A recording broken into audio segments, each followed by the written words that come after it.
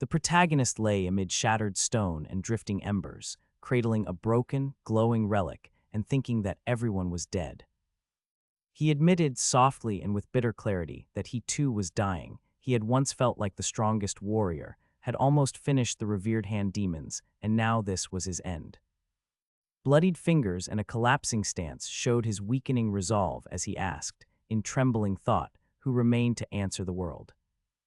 The ruined ground pulsed with the remnants of the battle, and then a monstrous presence rose from the smoke and twisting debris, an ambiguous silhouette surrounded by slashes of red and black that closed in on him. The scene closed on the warrior's failing strength and the arrival of a new, ominous force, leaving his final fate uncertain as the battlefield churned with the echoes of the demons he had fought. He lay broken and confessing his failure, blood and ruined armor bearing witness, as the protagonist admitted he had not lived up to the name he once bore. The admission floated over a ruined field that still smoldered from the fight with the revered hand demons. From the smoke, a slitted face and twin yellow eyes flared, an unknown presence whose white hair and red horn-like growths glimmered against the gloom, and the warrior watched it with a stunned, dying curiosity. A sudden, sweeping blow cleaved the air around him as the stranger moved through the battlefield, then lingered as if fascinated by something only it could see. Darkness closed in like a curtain. The protagonist surrendered to the thought of death and the cold of oblivion. In the utter night, a single pinpoint of light appeared below the void, fragile and insistent, and a small, doubtful voice, barely more than hope, asked if there could still be light. A searing burst of light had split the void, and a slit-faced, horned figure had emerged from the glare, its presence briefly crowned by radiant sparks before the world settled into a tidal-stilled hush. The narrative abruptly shifted from that otherworldly incursion to a bustling, modern interior where the protagonist no longer lay dying but stood upright and composed. He returned a crisp salute as dozens watched. A close-up held on his yellow eyes, steady and unreadable, then widened to show him walking through an assembled crowd and past rows of onlookers. Voices rose, reactions rippled across the room, and a sharp accusation, visible in the panels, claimed that the face before them was not what it seemed. The protagonist maintained his posture amid the stir, the atmosphere charged with equal parts curiosity and tension as the moment bridged a supernatural past and an unsettled present.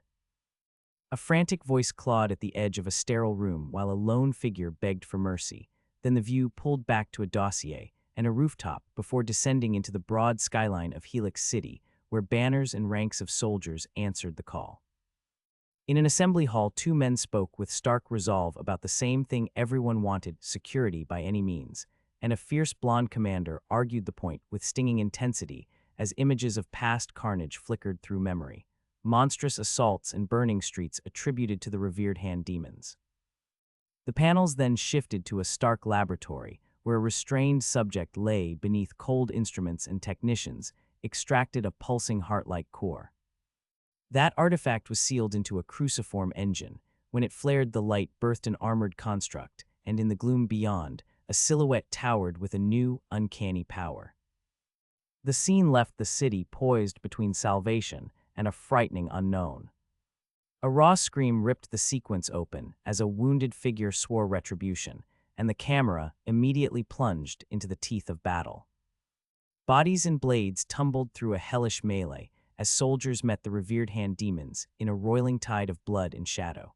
Crimson energies flared around a furious combatant who cleaved through foes, while mechanized strength moved like a moving bulwark among them. Observers narrowed their eyes as the blonde commander watched from the edge of the fracas with a faint, knowing smile, and a close, yellow-eyed gaze lingered on the tide of violence. When the smoke cleared, one solitary warrior stood atop a mound of wreckage, blade raised to the bruised sky. Below, Helix City lay under a veil of ash and orange light, poised between grim triumph and an uncertain ruin. After the aftermath of the previous carnage, the blonde commander addressed the assembled ranks with urgent authority, urging the soldiers forward and reminding them of duty.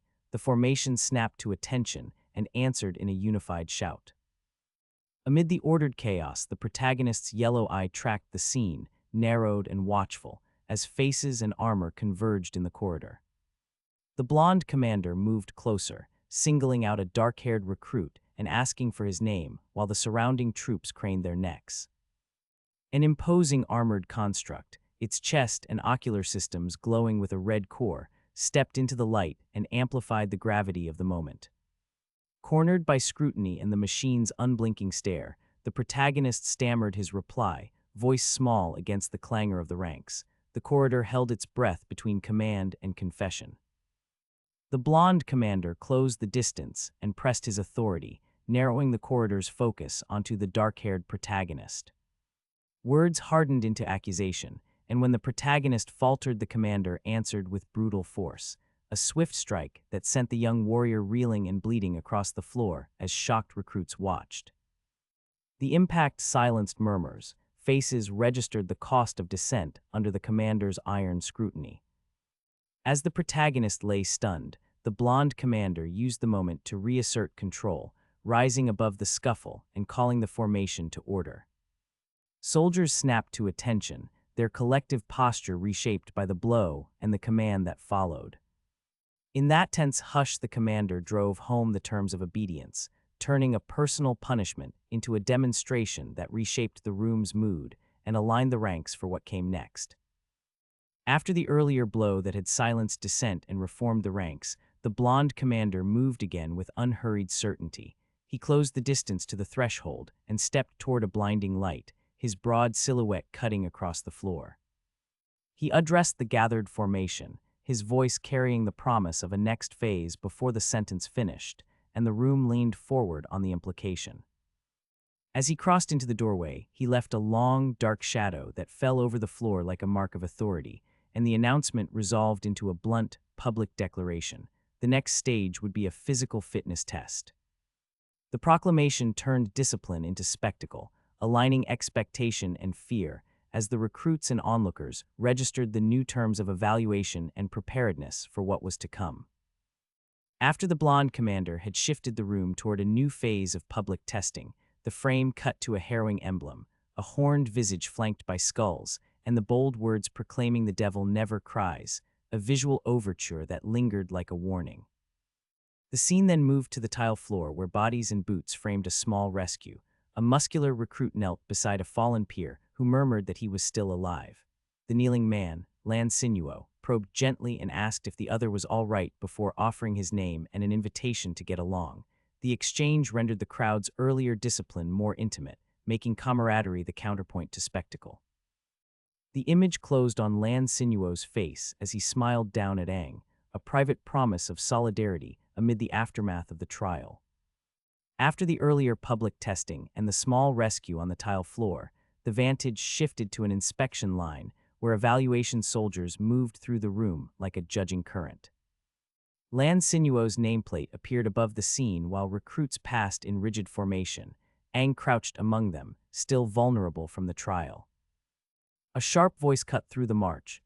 Liu sneered at anyone who would claim the name Aang, calling the figure a brat and insisting that sharing a name did not grant shared prowess. Her contempt landed like a cold light on the gathered recruits, turning camaraderie into a proving ground. The crowd's discipline felt more formal than comforting, as Liu's words drew an invisible boundary around legacy, reputation, and the expectations born from a single name, even as Manhwa remained nearby, and the injured Aang absorbed the slight. The inspection corridor remained clinical, as Liu moved through the recruits with a cool, disdainful stride.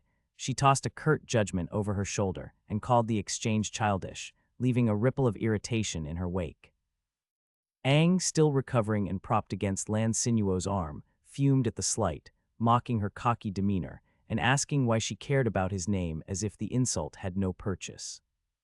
Manhwa watched him with a steady, calm concern and then spoke up, surprised that Aang did not recognize the woman who just passed.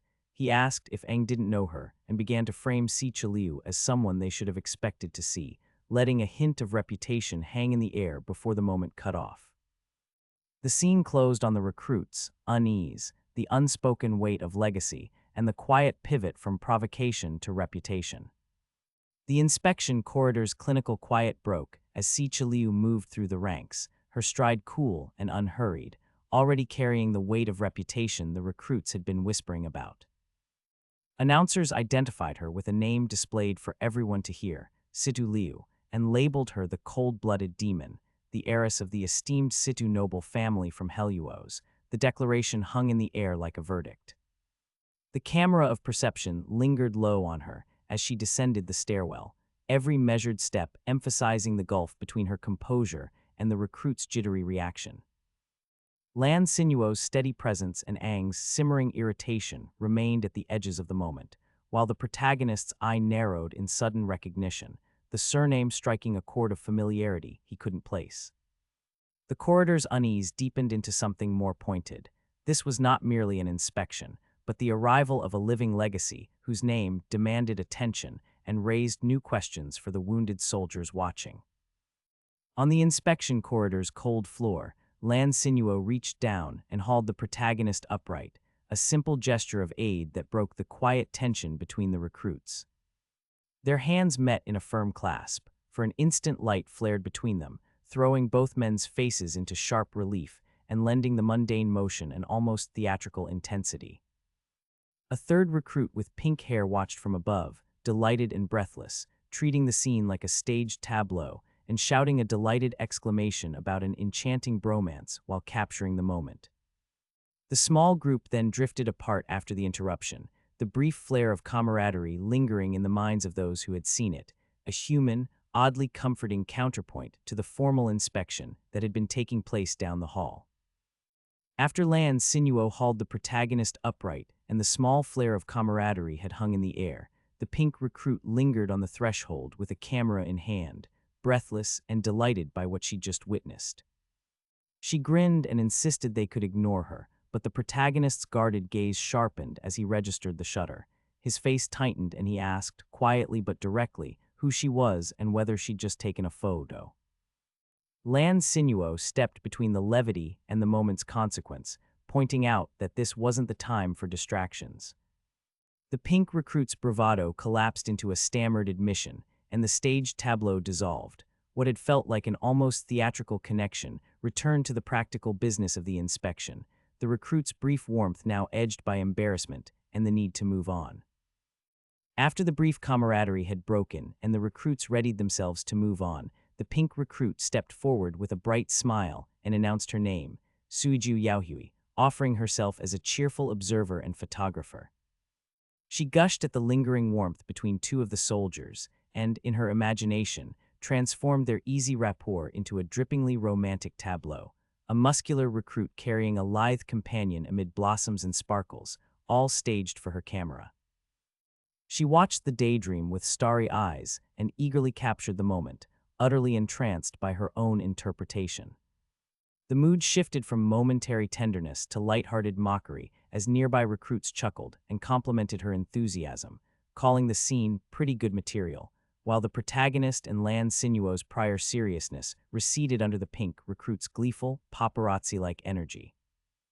After the earlier, fluttering theatrics and the pink recruit's gawking, the group moved onto the evaluation grounds, where rows of recruits clustered at the edge of a track under the watchful facility towers.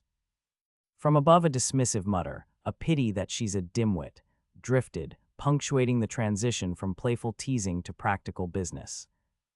As the field cleared, one brash recruit separated himself from the pack, chest thrust forward and a grin fixed on his face.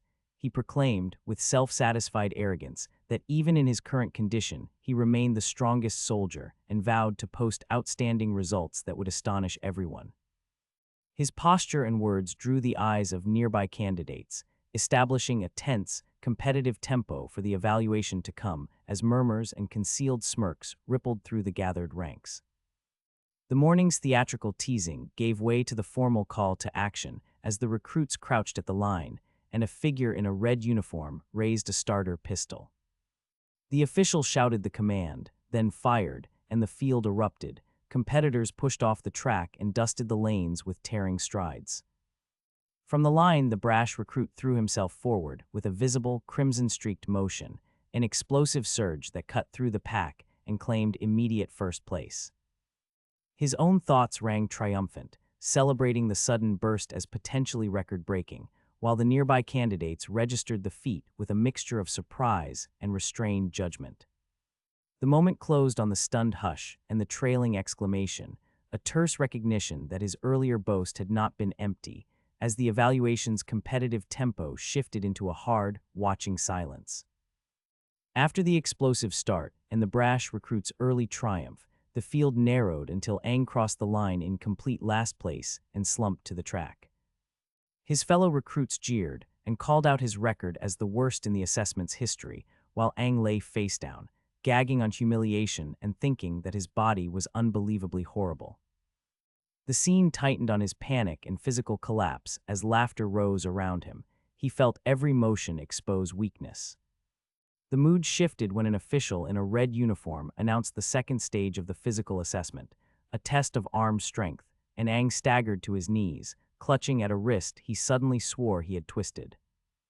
His pleas and self-excoriation cut against the scrutiny of the evaluators and the cruel amusement of the onlookers, leaving the next trial charged with discomfort for the embarrassed recruit. After the earlier debacle and Aang's pained stumble, the evaluators moved the recruits into the third stage, a test of leg strength. Markers on the ground and banners defined the required distances, and the recruits lined up beneath a sunlit sky while an official's voice declared the rules. A pale, white-haired recruit watched with cool contempt and muttered a derisive comment, widening Aang's isolation. When the results were read, the announcement landed like a blow. Aang had finished first from the back, the worst performance on record, and he crumpled, hands to his head, overwhelmed by the cruelty of the verdict and the surrounding laughter. The scene held on his raw humiliation and the silent, unsparing appraisal from the evaluators as the assessment moved forward, the crowd's amusement framing his collapse. Aang curled on the track, clutching his head, as a nearby recruit crouched beside him and murmured a worried, pleading address.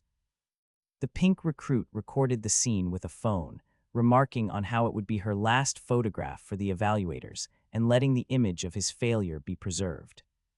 On the infield, an official pointed toward the fallen recruit and recommended removing him outright from further trials after his abysmal placement, treating the result as decisive. The man in the visor pushed for immediate elimination, the gesture sharp and final. The blonde commander, however, closed his eyes and refused that blunt mercy. He insisted that, even if Aang's chances were negligible, the recruit still retained the right to participate in the second assessment, reminding the evaluators that it was Aang's last evaluation anyway. The crowd's earlier derision hung over the scene as the leaders' dispute determined whether Aang would be spared another public trial. After the earlier dispute over Aang's fate, the blonde commander moved forward decisively and ordered the second assessment to begin. Aerial speakers and a towering communications rig broadcast the rules. The second assessment would measure how well a recruit's frequency synchronized with the synthetic armor. From above, silhouetted officials and spectators clustered around the field as recruits assembled on the track.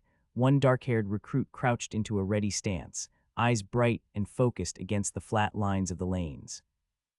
A tightened smile passed in a close-up, a flash of resolve or calculation as the announcement called evaluation soldiers to the field. The scene closed on the stadium's expanse and the spoken summons, the procedural voice turning the commander's verdict into action and forcing the spared recruit and his peers back into public trial under the watchful apparatus of the evaluators.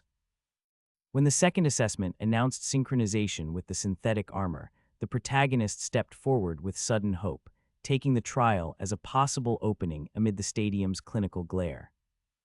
As he prepared, memory and bravado surfaced. He recalled a version of himself from 60 years earlier who had synchronized at an astonishing 96% with the armor, and that phantom measure flashed into view like proof that the feat was possible.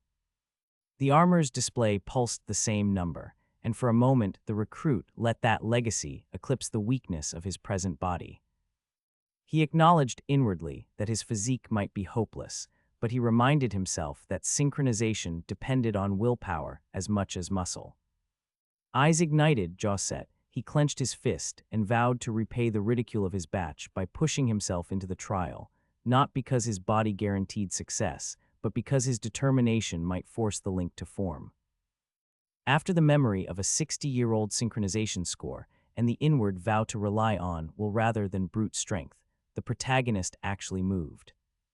He pushed through the ring of recruits with a white-hot determination, an otherworldly aura unfurling around him while his eyes flared yellow. His voice cut through the stadium as he challenged everyone to witness the realm of the strongest soldier. Those flanking him tightened their fists and stepped back, the air charged with expectation as he walked down the lane toward the testing apparatus and the clinical lights beyond.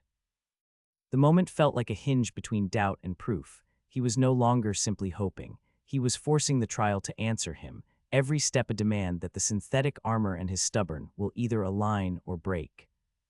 Having already forced the trial to answer him, the protagonist lingered beneath the clinical lights and took in the new synthetic suit with a frank, assessing gaze. It felt markedly lighter than he had imagined, and he let the fact settle against the buzz of the arena. The test rig hummed to life, and to the crowd's rising tension, reported a synchronized frequency of 39%, a figure that landed like a verdict. Whispers became excitement, and voices called the result a pass as peers aloud praised Si Chiliu for reaching such a high synchronization. The protagonist watched the reaction with calm intensity, eyes reflecting the digital readout, while the onlookers rearranged expectation into admiration. The moment closed like a hinge, confirming that the machine and candidate had met in something close to harmony, even as the wider trial still awaited its own reckoning. After the trial's readout had settled and murmurs rose, attention sharpened on the figure still tethered to the apparatus. Si Chiliu stood framed by cables, the test rig's connectors converging on a luminescent collar at her throat. Engineers adjusted lights as a pale green light pulsed through the interface, bathing her face and the black synthetic suit in an uncanny glow.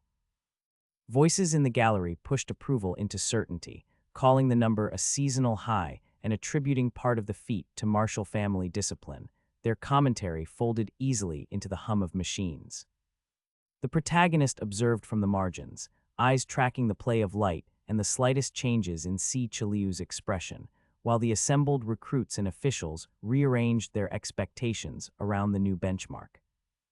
The scene closed on a tight, almost clinical stillness, a successful synchronization, public admiration, and the quiet question of what such a score would demand next. The applause and technical hum that had followed the synchronization contracted into a single, scrutinizing frame.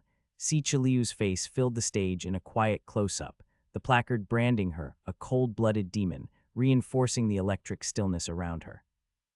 Voices from the ranks of recruits rippled into adulation. One youth practically swooned, asking what he could do to win an amazing girl like her, while others murmured that a girl like her would always shine. The protagonist watched at the periphery with the same steady calm as before. Beneath that facade, he dismissed the infatuation as nothing more than adolescence, thinking of them as bloody victims of puberty. The contrast between public rapture and the protagonist's cool appraisal deepened the scene. Si Chiliu's presence amplified expectations, and the gulf between myth and lived reality widened under the lights. After the public adulation had settled, Si Chiliu moved away from the lights and into a clinical work bay where a small instrument clicked against her chest. The pendant at her sternum responded with a single green pulse and a soft bloop as the device interfaced, and she let out a clipped, satisfied sound before turning on her heel. She strode past a bank of machinery with the same composed detachment she'd shown under the stage lights, her gait assured and unhurried as equipment loomed in the background. As she descended toward the corridor, the panel cut to the floor. Her boots met the walkway, and beyond them, another set of feet advanced into view, the arrival quiet but deliberate. The scene closed on that meeting of steps, the glow from her pendant casting a small, hard light on what might be the next exchange. Si Chiliu left the bright scrutiny of the stage behind and walked down a clinical corridor alone, her pendant's glow guiding long, deliberate strides across the floor. Voices tracked her from the margins, idle observers and recruits trading brittle compliments and thinly veiled envy, praising her as this year's strongest newbie, attributing her skill to the Sidhu household and a lifetime of strenuous training, and commenting on how she'd looked both in a ponytail and with her hair down. They whispered that she came from a noble family, that she was beautiful at a peak ordinary people could not hope to reach, and that the rest of them merely filled the world's background. The light from above turned her shadow long as she approached a heavy security door, and the scene snapped closed on the panel as the door slid shut with a sharp, resonant clang that sealed the corridor and the murmurs away. Si Chiliu let out a small breath that lingered in the cool air before a teasing voice announced her result, 39%, which hit her like a dare and made color rush to her cheeks. She straightened, fists tightening in a brief, victorious posture as the compliment bubbled around her, the moment read as equal parts pride and childish delight. The camera shifted closer, catching the faint tremor of amusement in her features and the green pendant at her throat, then pulled in as she smoothed her hair and scolded herself out loud. She admitted, half playful, that more envy wouldn't bother her, but quickly counseled restraint. Reminders to tone it down and remain collected sounded almost like orders to herself. The final panel held her poised between elation and discipline, a recruit trying to turn spectacle back into composure. Si Chiliu's awkward pride and forced composure still lingered in the air when attention shifted outward to the observers. The protagonist watched with a quiet, guarded curiosity, mouth half covered as if tasting the news aloud. That was good.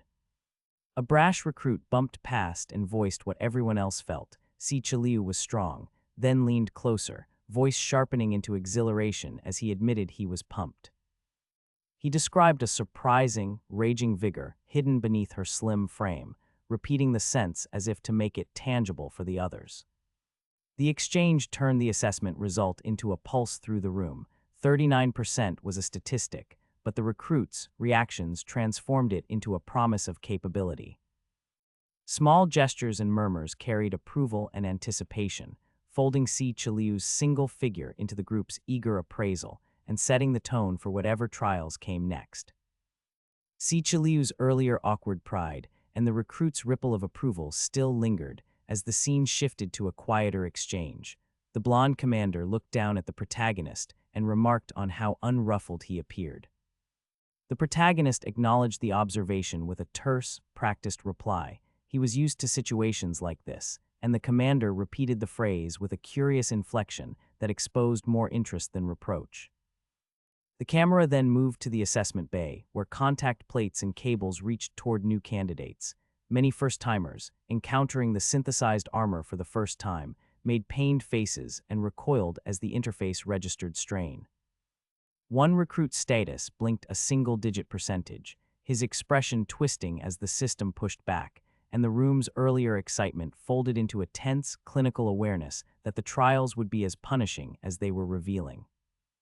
Si Chiliu's earlier awkward pride and the recruit's ripple of approval had only just subsided when the assessment bay resumed its clinical rotation.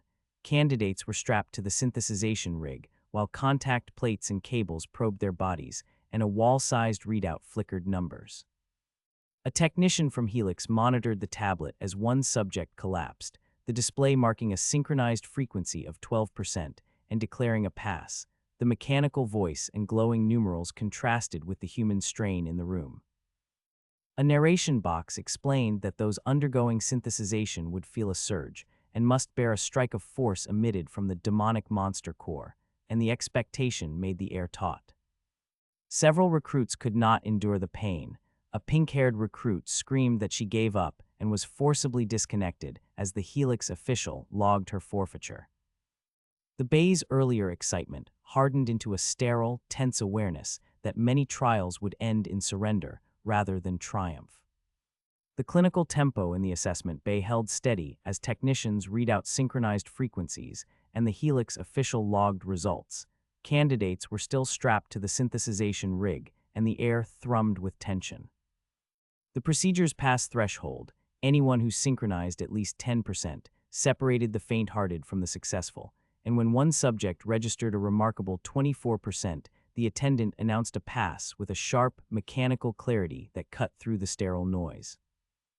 That success momentarily shifted the room's energy from grim endurance to stunned attention, because amid many forfeitures and screams, a few anomalous results had begun to surface.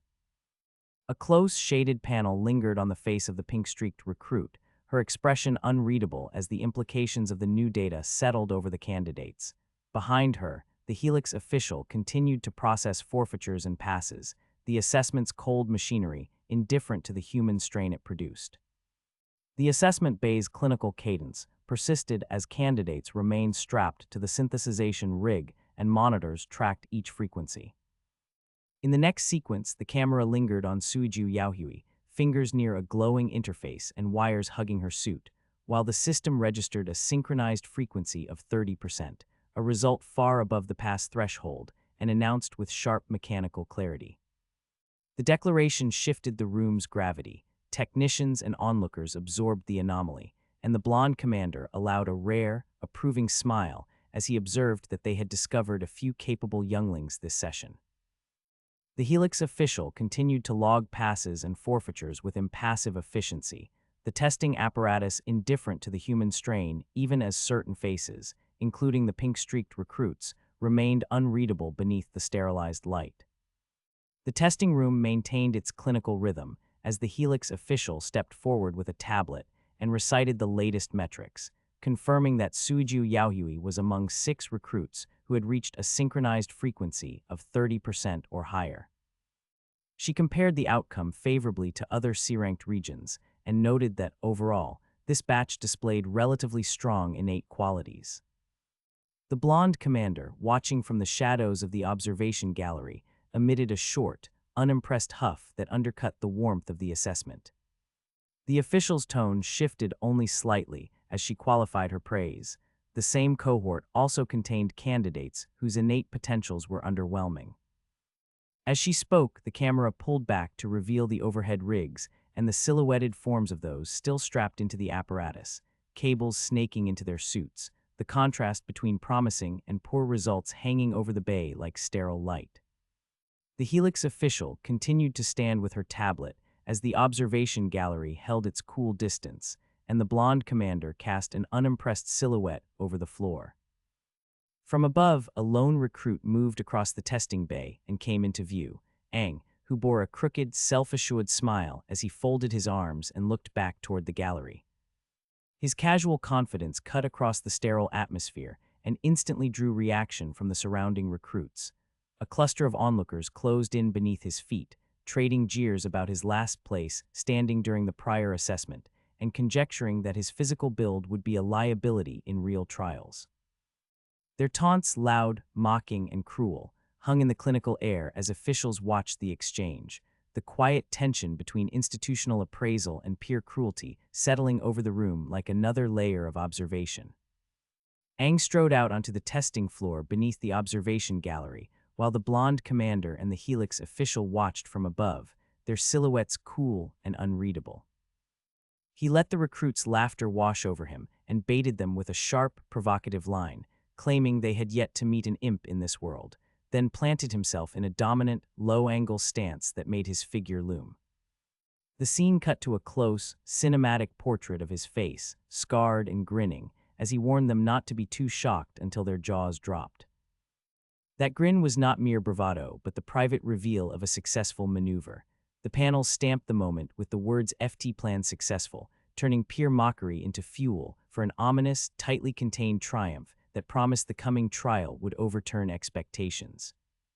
After Aang's brazen display and the FT plan's confirmation, attention shifted to the laboratory's mechanized staging, where technicians methodically presented the taxonomy of demon cores harvested from battle.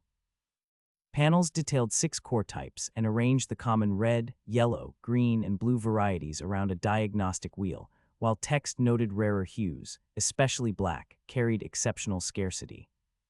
The scene tightened on a suspended subject plugged into conduits as off-panel voices debated whether cores could awaken at surpassed frequencies. A helmeted technician insisted that the fighter's main core remain the defining factor. That insistence became immediate when a red main core, seated at the center of the apparatus, ignited with a crimson flare and snapped into the protagonist's harness.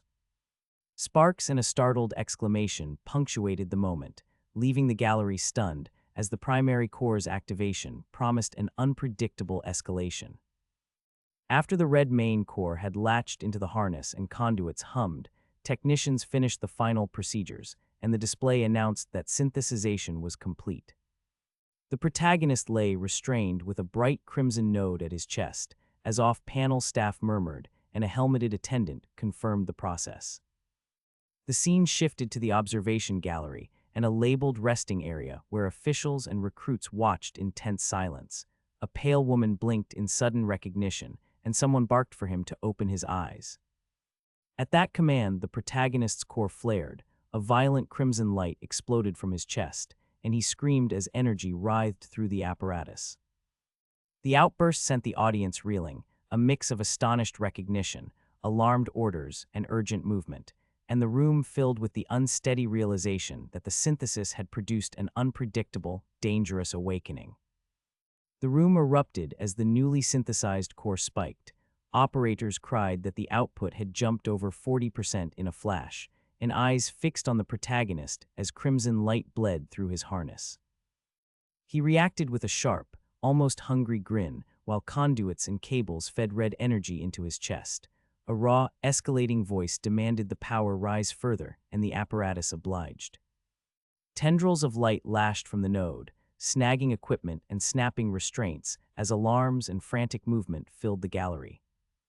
The surge became physical. A shockwave shoved observers off balance and sent loose panels tumbling, while system displays cycled upward, 45%, 50%, then 60%, marking the containment's failure to hold the runaway synthesis. In seconds, the controlled experiment dissolved into chaotic release, the protagonist at the center of a spreading, dangerous bloom of crimson power. As monitors and alarms escalated, the room watched the central node leap through safety thresholds. Operators cried out as percentage readouts jumped past 70 and then 80%, while crimson energy poured through the protagonist's harness and stitched into his chest. Observers, led by the blonde commander and a handful of recruits, were shoved back by the force of the release and scrambled beneath the strobing light. Helix official and others barked orders that could not halt the rise. The protagonist's eye widened to a yellow flare, a new, hard focus cutting through the chaos, and something in the containment failed. A dark aperture yawned beneath him. In a single, surreal instant, he dropped through that opening, the gallery's light swallowed by shadow as his silhouette tumbled into an abyss, leaving a stunned, silent crowd and the taste of a containment breach that had become an irrevocable vanishing. A towering, red apparition unfurled above the fallen protagonist as his eyes ignited into a hard yellow light, and the chamber filled with a living red haze that belonged to neither machine nor man. Waves of pulsing crimson orbs spat outward, slamming into the facility and knocking instruments from their mounts. A technician dove for cover and then scrambled, frantically tapping a tablet to keep the situation charted. Monitors flashed critical readouts while the crowd below reeled from the invisible force. Helix official read the diagnostics aloud and proposed an emergency protocol, but the blonde commander stayed measured, weighing the orders and the unknown cost of an abort. Amid the alarm and smoke, the protagonist's silhouette remained the epicenter of the rupture, and the room held its breath as command deliberated whether to sever the node or ride the breach, a single choice that would decide whether the containment could still be saved. In the aftermath of the rupture, the blonde commander and Helix official stood over the debrief, noting that the subject had barely passed the trial as monitors and staff kept watch. Nearby personnel fussed over the shaken recruits. One injured figure was checked and reassured until they could sit up, and a handful traded awkward jokes and praise, a quick nice punctuating a small success. Si Chiliu watched from above with a terse HMPH, then allowed herself a mischievous, cartoonish protest in private as tension eased. The group filed out of the chamber. Some trudged, some lingered to rest, and others leaned into light banter to hide strain. At the rear, a shadowed recruit with striking yellow eyes responded to a companion's question about why he'd joined, offering only a wry smile that hinted at something unspoken. The room moved on, nursing wounds and questions both practical and personal. A sudden interruption cut the room's technical chatter as a commanding voice called for attention. Recruits snapped to alert, and a figure strode through the doorway. The blonde commander entered flanked by the Helix official and halted the easy banter, announcing that the next event was not a simulation, but the last assault, real combat practice. He fixed the group with a hard stare and framed the trial as an assessment of survival and endurance, setting a simple, brutal objective: hold your ground. The statement undercut any lingering levity and shifted the room's atmosphere from nervous relief to tense readiness. Without warning, the training field's threat materialized. A massive crimson creature erupted into the space, its many eyes and maw advancing on a lone recruit, turning the commander's words into immediate peril and forcing the assembled recruits to confront the test they had been warned was coming. The recruits hurried through the corridor at the command to move to the third assessment field, ranks shifting under the urgent order. The blonde commander stepped forward and cut across the line, his gaze heavy and deliberate as he approached a kneeling recruit. He produced a small, blood-red shard and held it in his palm, studying its facets as if testing a thought, the moment stretched with cold curiosity. He voiced his interest plainly, singling out Aang by name, and that direct attention snapped the recruit into motion. Aang broke into a run down the hall toward the assigned field, leaving the commander's measured inspection behind as the training's real test drew nearer, and the corridor emptied to a single rushing silhouette. The recruits had hurried down the corridor, and the blonde commander had cut across the line to inspect the kneeling soldier, turning a small blood-red shard in his palm as if weighing more than its facets. He had named Aang, and the order had snapped the recruit into motion, the corridor emptying to a single rushing silhouette as the unit moved toward the assessment field. Once silence settled, the commander lifted his voice and outlined the next trial, the hunt outside the wall amidst the dense fog, framing the exercise as a deliberate, high-risk evaluation of their instincts and cohesion. Up close, his face had been a study in intent, sharp yellow eyes and a trimmed beard, expression flat but probing. Then he posed the question to the assembled ranks: how would they perform? The remark hung in the air like a gauntlet, turning routine instruction into an unmistakable challenge. After the blonde commander had framed the next trial beyond the wall as a gauntlet of fog and instinct, the compound awoke to motion. Birds wheeled overhead and sentries pushed open the great doors. A swelling tide of recruits flowed through the gateway toward the assessment field, while a ripple of noise and shoving flared at the threshold. In that press, two figures struggled briefly, and voices snapped. A hooded recruit, separate from the clustered ranks, found himself the center of attention as a small, blood-dark fragment flashed in his hand. He tensed, aware that recognition of the shard would be ruin, and slid it away beneath his clothing as the crowd funneled past. The unit streamed into the open, the commander's challenge following them like a shadow, while the quiet risk carried in the protagonist's palm remained hidden beneath the march.